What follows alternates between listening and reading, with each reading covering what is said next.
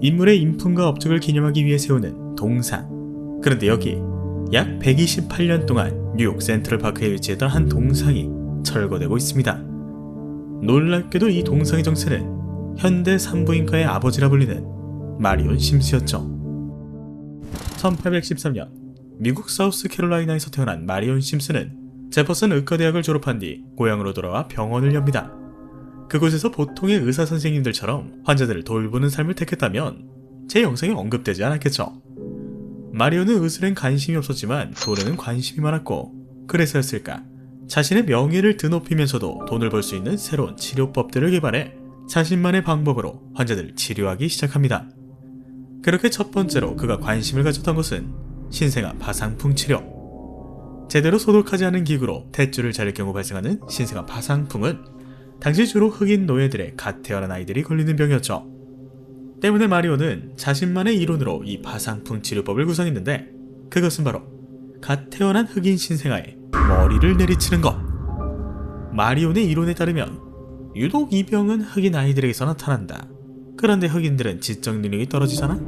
그렇다면 이제 막 태어난 흑인 아이들은 지적 능력이 최하 상태가 아닐까? 그렇다면 이 병의 원인은 혹시 흑인 아이들 두개골의 성장 속도가 뇌의 성장 속도보다 빨라서 그런 것이 아닐까? 그럼 뇌의 성장 속도에 맞게 두개골의 성장을 방해하면 되지 않을까? 때문에 그는 재화독으로 흑인 신생아들의 머리를 내리쳤고, 이 치료를 당한 2명의 아기들은 모두 사망합니다. 이런 사람이 어떻게 현대 산부인과의 아버지라 불릴 수 있나 싶으실 텐데, 마리온은 미국의 몽고메리라는 지역에서 병원을 운영했습니다. 그리고 이 병원은 역사상 최초의 여성병원이었죠. 정확히는 여성노예 실험실에 가까웠죠. 마리온이 활동하던 시기는 백인들이 흑인들을 노예로 부리던 시기였습니다. 때문에 흑인 노예들에게 잡일을 시키기 위해선 그들의 건강 또한 신경 써야 했고, 이때 흑인 노예 환자들을 마구잡이로 받아들였던 마리온은 점점 부자가 됐죠. 그러던 어느 날, 말에서 떨어져 허리와 골반을 다친 흑인 여성 한 명이 진찰을 받으러 왔는데, 허리는 쉽게 치료했지만 골반, 그러니까 그녀의 자궁 통증을 치료할 방법이 없었죠. 당시 미국은 부인과 진료를 그다지 반기지 않던 시대로 사회 전반적으로 부인과 진료 관련 지식이 부족했습니다. 때문에 마리온은 자신이 직접 연구하기로 하죠. 마리온은 여성 환자들의 진찰을 더 용이하게 할 수 있는 부인과 기구를 개발하는 등 부인과 쪽으로 활발한 연구 활동을 하게 됐고, 그 과정 중에 새로운 질환을 알게 됩니다. 그것은 바로 방광진루고. 방광과 질에 문제가 생겨 소변이 계속해서 새어나오는 이 병은 당시 여성들에게서 빈번하게 발생하던 질환이었는데, 마리온은 이것이 돈이 될 것이라 직감했는지 병실을 증축하고 근처 중상류층 백인들에게 찾아가 당신의 노예를 내가 치료해주겠다. 그게 싫으면 내가 구입하겠다. 라며 고득입니다.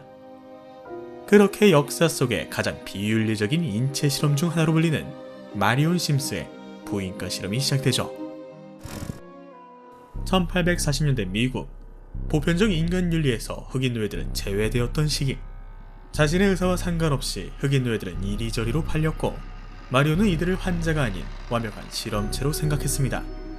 이 중 그나마 알려진 3명의 흑인 여성들은 루시, 베시, 그리고 아나카였죠. 제일 먼저 수술대에 올랐던 인물은 겨우 몇 달 전에 아이를 낳았던 18살의 루시. 루시는 10명이 넘는 의사들이 지켜보는 가운데 벌거벗은 채 엎드려 수술을 받습니다.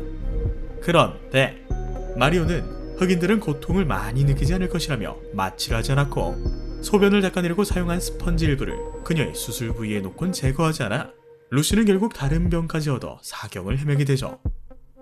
하지만 마리온은 포기하지 않았습니다. 그의 광적인 집착은 또 다른 흑인 여성 아나카에게 향했고, 17살의 아나카는 마리온의 수술대에 30번이나 오르며 매일같이 고통의 비명을 지릅니다. 이때 아나카의 모습이 얼마나 비참했던 것인지 마리온의 조수들은 이를 그만두기까지 했는데, 마리온은 아랑곳하지 않은 채 이 실험을 4년간 진행합니다. 그렇게 그의 끔찍한 실험은 결국 성공하게 되죠. 그 누구도 신경 쓰지 않았던 부인과 진료에 관심을 갖곤 그에 맞는 도구와 치료법을 발견해낸 마리온 심스. 하지만 그 과정이 매우 비윤리적이고 인종차별적이었던 평가를 받으며 오늘날 동상이 철거된 남자. 그는 분명한 업적이 있었고 그가 살던 시대엔 그것이 당연한 것이었습니다. 하지만 당연했다 하여 그것을 무조건적으로 이해하는지는 조금 생각해볼 필요가 있는 것 같네요.